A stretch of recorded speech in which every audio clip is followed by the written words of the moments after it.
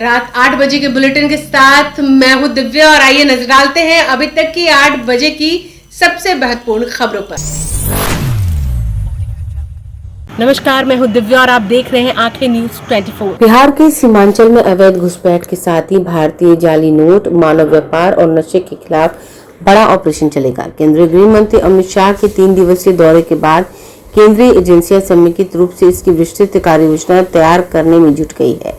अभियान में SSB, BSF, ITBP, ANI, ED, IB सहित स्थानीय प्रशासन और बिहार पुलिस का आपसी सहयोग रहेगा।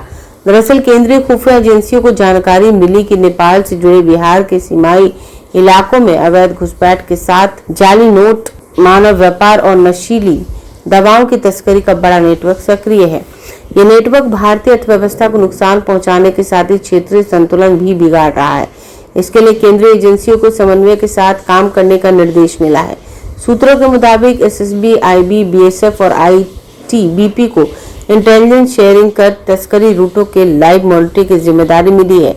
एएनआई और ईडी जाली नोट, नारकोटिक्स और मानव व्यापार के नेटवर्कों की बड़े स्तर पर जांच करेंगे। इसमें बिहार पुलिस का भी सहयोग मिलेगा। बैठक के बाद केंद्रीय एजेंसियां इन नेटवर्क के अहम कड़ियों की पहचान और इसके फंडिंग पैटर्न को समझने में जुटी है। केंद्रीय बल और जांच एजेंसियों की सीमाई क्षेत्रों के मदरसों की विदेशी फंडिंग पर भी नजर है।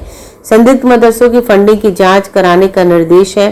खुफिया एजेंसियों को जानकारी मिली कि सीमाई क्षेत्र में चीनी भाषा सिखाने वाले कई संस्थान खुल गए हैं। पहले इन संस्थानों को सिर्फ शैक्षिक इकाई के रूप में देखा जाता था। अब चीनी इन्फ्लुएंस की पहचान करते हुए उनके बैकग्राउंड को खंगाला जा सकता है। आशंका है कि जासूसी या सॉफ्ट वॉरफेयर के लिए चीनी भाषा प्रभावित लोगों का इस्तेमाल किया जा रहा है। सूत्रों के मुताबिक बैठक में सीमा से सटे इलाके में सुनियोजित रूप से कई अवैध बस्तियां बसाए जाने की सूचना मिली है।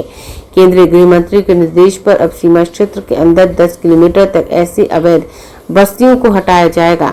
बॉर्डर इलाके में रोहिंग्याओं की बढ़ी हुई सक्रियता को देखते हुए किशनगंज इलाके में सैन्य संगठनों की तैनाती बढ़ाने पर विचार हो रहा है।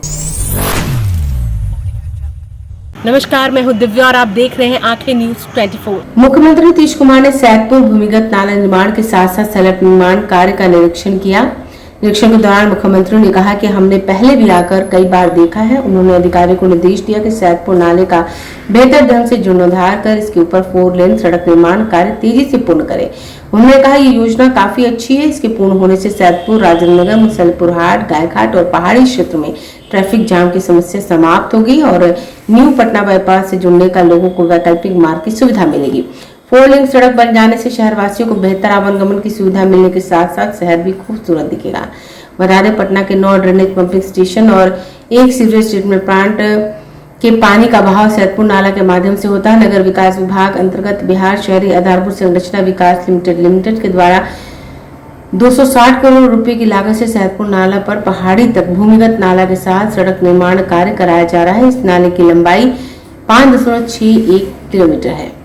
इसके पश्चात मुख्यमंत्री ने बाकरगंज भूमिगत नाला निर्माण के साथ साथ सड़क निर्माण कार्य का भी निरीक्षण किया। इस दौरान मुख्यमंत्री ने अधिकारियों को निर्देश देते हुए कहा कि इसका निर्माण कार्य बेहतर ढंग से और जल्द पूर्ण करें।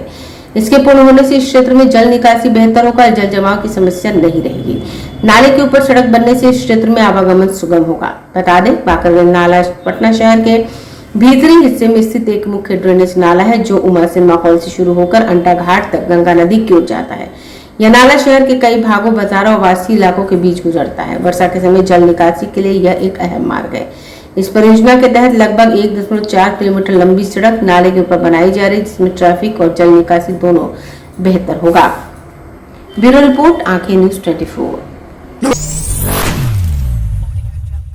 नमस्कार, मैं हूं दिव्या और आप देख रहे हैं आंखें न्यूज 24। सांसद उपेंद्र कुशवाहा का बयान प्रधानमंत्री नरेंद्र मोदी ने युद्ध को रोके जाने की बात की। इस पर सांसद उपेंद्र कुशवाहा ने कहा कि बिल्कुल ठीक कहा प्रधानमंत्री ने। युद्ध का वातावरण ना तो शांति का वातावरण हो, सबके लिए हित में। प्रधानमंत्री ठीक कह रहे हैं। प्रधानमंत्री जी की बातों पर ध्यान देना चाहिए। एसआई सेंटर पर टीएमसी के नेताओं ने तोड़फोड़ की है। उपेंद्र कुशवाहा ने कहा कि बिल्कुल गलत काम उन्होंने किया है।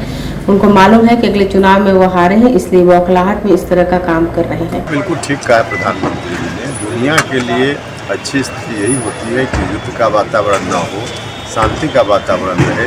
यह सबके हित में होता है। इसलिए प्रधानमंत्री जी ने ठीक कहा है प्रधानमंत्री जी की बात पर ध्यान देना चाहिए संबंधित पक्षों को। एसआईआर केंद्र पे सर टीएमसी के नेताओं ने तोड़फोड़ की है सर। देखिए वो तो बिल्कुल टीएमसी के लोग गलत काम पर उतारू हो गए हैं।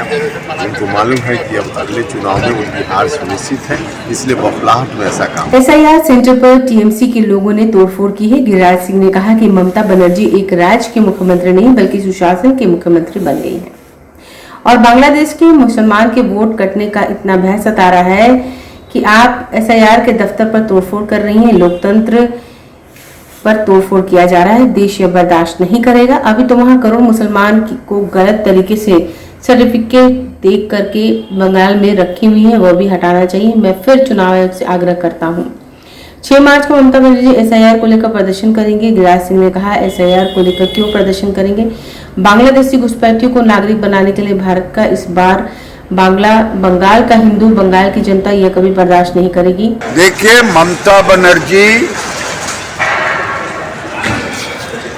एक राज्य के मुख्यमंत्री नहीं बल्कि कुशासन के मुख्यमंत्री बन गई और उन्हें बांग्लादेशी मुसलमानों के वोट कटने का इतना भय सता रहा है कि आप एसआईआर के दफ्तर पर तोड़फोड़ कर रहे हैं। अरे ये लोकतंत्र के दफ्तर पर तोड़फोड़ कर रही हैं।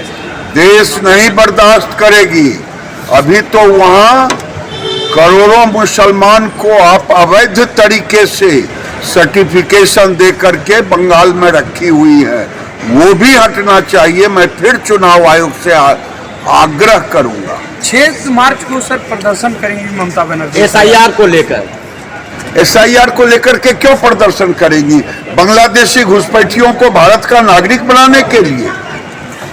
इस बार बंगाल का हिंदू, बंगाल की जनता ये कभी बर्दाश्त नहीं करेगी। सर मुस्लिम संगठन नाराज हैं सर खेमनई के मौत पर। खेमनई के मौत पे मसीहा लोग प्रदर्शन कर रहे हैं। मामला है। समाचारों में वक्त हो चला एक छोटे से अंतराल का। पटना में कई वर्षों से शिक्षा में अहम योगदान दे रहा है Gyansthali high school Alamganj Patna city, जहां 10वीं और 12वीं की बोर्ड परीक्षाओं में 100% अंक प्राप्त कर रहे हैं बच्चे। एक ऐसा स्कूल जहां न केवल होती है पढ़ाई बल्कि साथ ही साथ होती है कल्चरल एक्टिविटी, स्पोर्ट्स एक्टिविटी से जुड़े गेम्स, मैथ ओलंपियाड से लेकर साइंस ओलंपियाड, जहां बच्चों के लिए स्कूल कैंपस अत्याधुनिक सुविधाओं से लैस, छोटे बच्चों के लिए वाहन और ट्रांसपोर्ट की विशेष सुविधा। तो देर किस बात की, आज ही कराएं अपना नामांकन Gyansthali high school Alamganj Patna city में, जहां नामांकन की प्रक्रिया जारी है। संपर्क करें पुलिस चौकी Alamganj main road near Alamganj थाना पटना बिहार 800007। ब्रेक के बाद आपका फिर से स्वागत है। नमस्कार, मैं हूं दिव्या और आप देख रहे हैं आंखें न्यूज 24। होली के दौरान शांति व्यवस्था बनाए रखने के लिए डीएम डॉक्टर त्यागराजन एसएम और एसएसपी कार्तिकेय शर्मा ने पदाधिकारियों को सतर्कता बरतने के निर्देश दिए। उन्होंने कहा कि विधि व्यवस्था बनाए रखना प्रशासन की सर्वोच्च प्राथमिकता है।